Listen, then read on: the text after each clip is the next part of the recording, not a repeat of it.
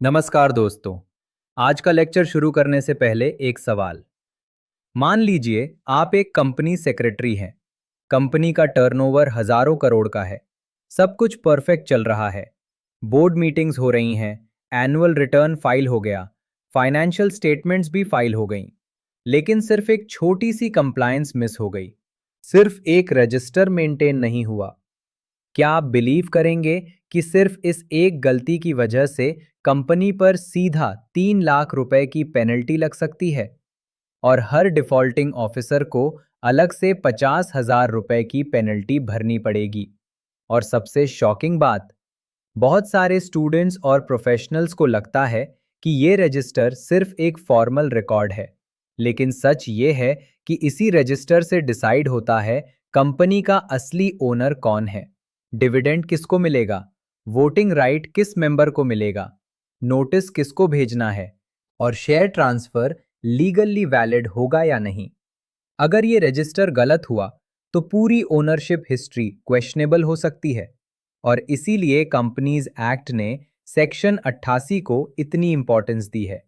आज के लेक्चर में मैं आपको सिर्फ सेक्शन नहीं पढ़ाऊंगा, मैं आपको बताऊंगा कि एग्जाम में इस सेक्शन से सबसे डेंजरस क्वेश्चंस कैसे आते हैं, प्रैक्टिकल कंप्लायंस में सबसे ज़्यादा मिस्टेक्स कहाँ होती हैं और लास्ट में एक मेमोरी ट्रिक भी दूंगा जिससे पूरा सेक्शन सिर्फ 2 मिनट में रिवाइज हो जाएगा।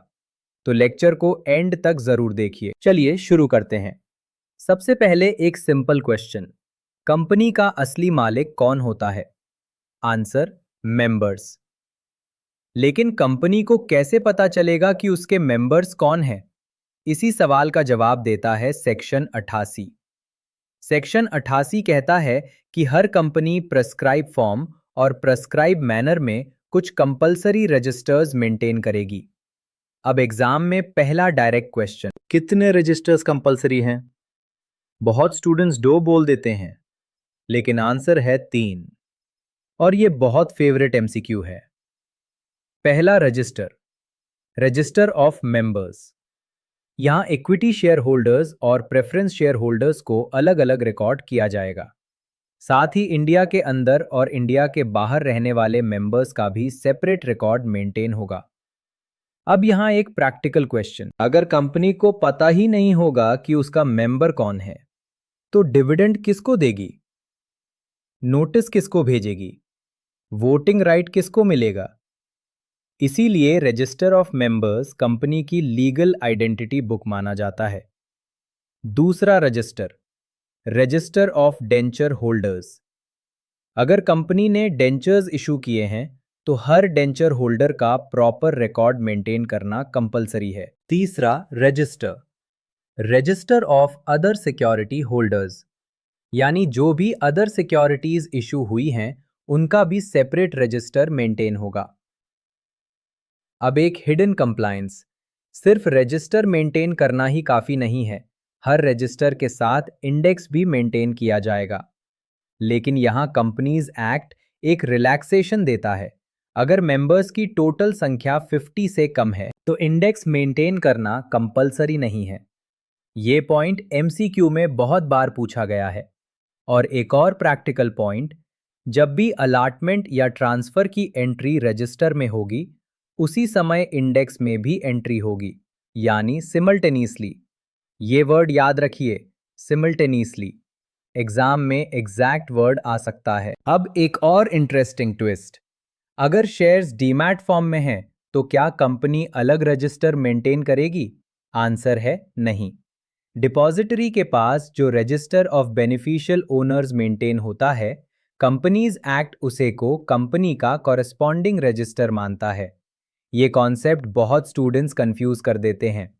अब एक और exam favourite topic, foreign register. सोचिए, एक इंडियन कंपनी के हजारों share holders America, Singapore, Dubai और यूनाइटेड किंगडम में रहते हैं। क्या सबका रिकॉर्ड सिर्फ इंडिया में मेंटेन होगा? आंसर है नहीं।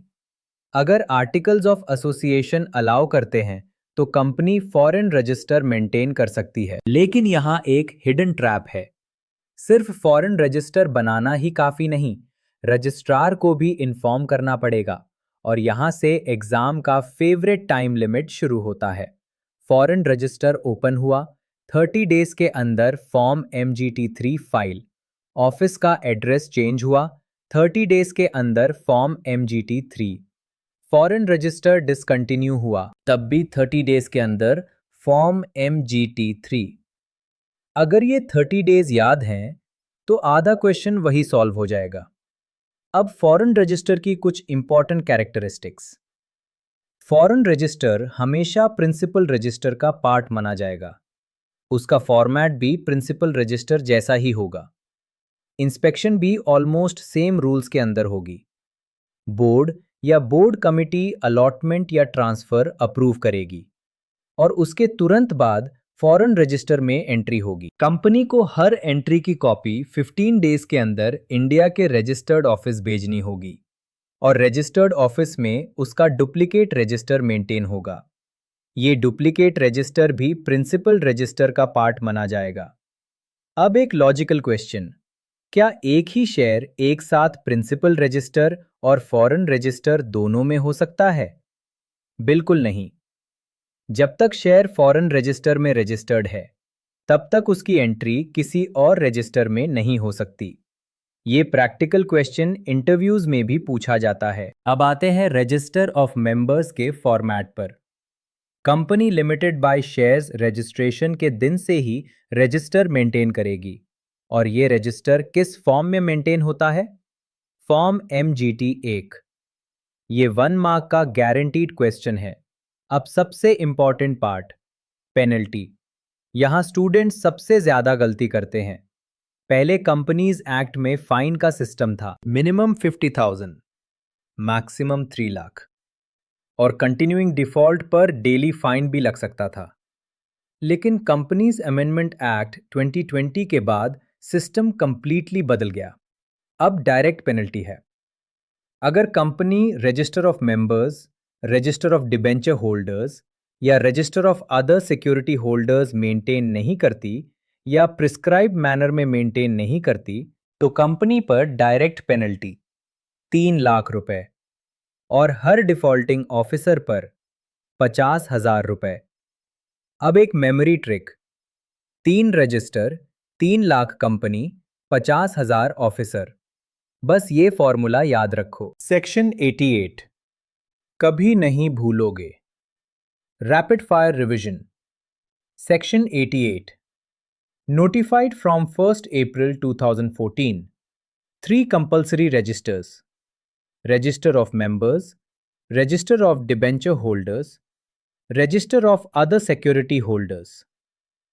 Register of Members, Form MGT1, Foreign Register. Form MGT3 within 30 days. Copy of every foreign register entry to India within 15 days. Index compulsory, except where members are less than 50.